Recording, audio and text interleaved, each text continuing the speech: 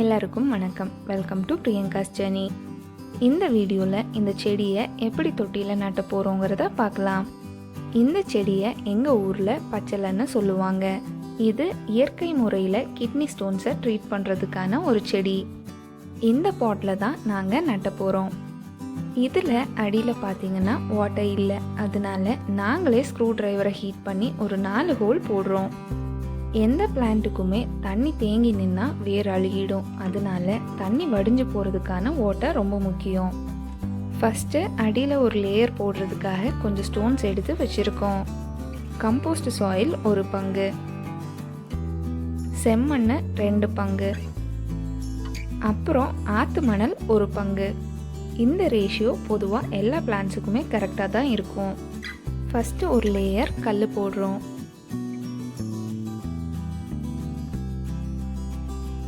அப்புறம் 1 பங்கு செம்மண்,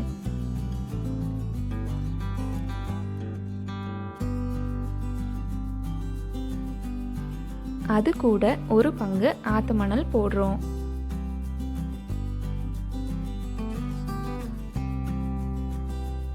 ரெண்டையும் கீழே இருக்க கல்லை சேர்க்காம மண்ணை மட்டும் கலக்கணும்.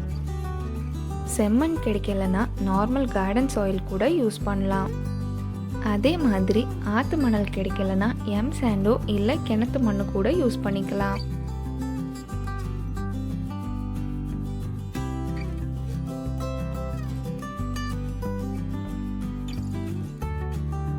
ரெண்டையும் மிக்ஸ் பண்ணதுக்கு அப்புறம் இன்னொரு பங்கு செம்மண் போட்டு கலந்து விட்டுக்கணும்.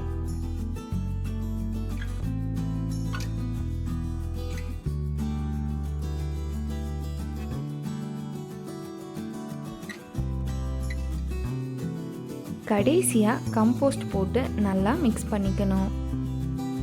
கம்போஸ்ட் கிடைக்கலன்னா அது போடணும்னு அவசியம் இல்லை.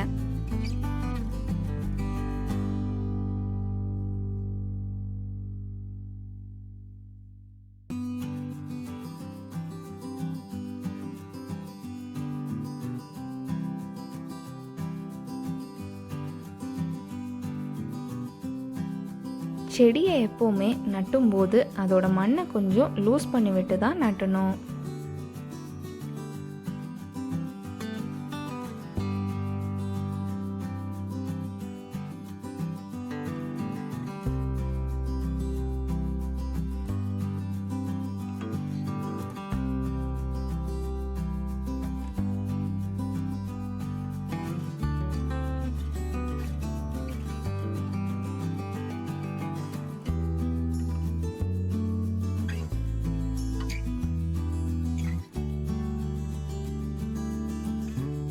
அதே மாதிரி நட்டும்போது ஏதாவது காஞ்ச இலை இருந்துச்சுன்னா அதையும் சுத்தம் பண்ணுறது நல்லது.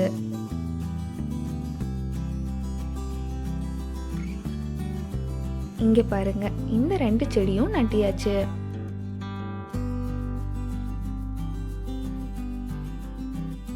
இந்த விதை பார்த்தீங்கன்னா பிஎன்ஜிலிருந்து நாங்கள் வரும்போது என் ஹஸ்பண்டோட ஃப்ரெண்ட் ஜெரி கொடுத்தாரு. இது குலாண்ட்ரோவோட விதை. இதை வைல்டு கொரியாண்டர்னு சொல்லுவாங்க. இதையும் நாங்கள் இந்த பாட்டில் போடுறோம். இப்போ இது மேலே லைட்டாக தண்ணி தெளிச்சு விட்டுடலாம்.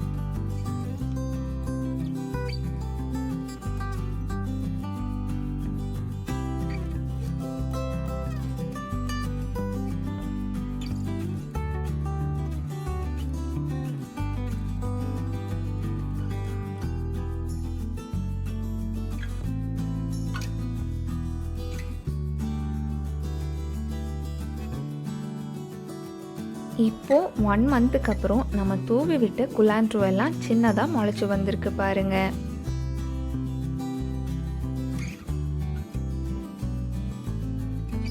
நம்ம நட்டின பச்சளை 3 மாசத்துல நல்ல பெருசா வளர்ந்துட்டதுனால ஒரு செடியை இன்னொரு தொட்டிக்கு மாத்திட்டோம்.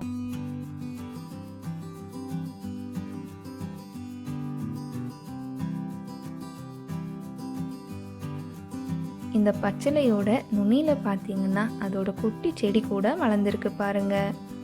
இப்போ நமக்கு வேணும்னா அந்த குட்டி செடியை தனியாக நட்டி வச்சா அதுவும் ஒரு செடியாக வளர்ந்துடும்.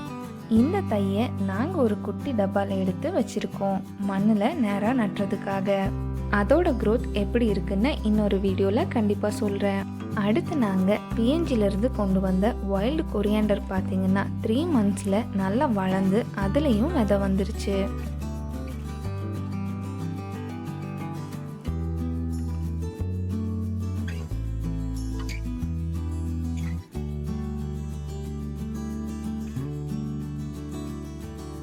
இதுதான் வைல்டு கொரியாண்டரோட விதை. இது காஞ்சதுக்கப்புறம் இப்படி தான் இருக்கும். இதை தான் நாங்கள் பிஎன்ஜிலேருந்து கொண்டு வந்திருந்தோம்.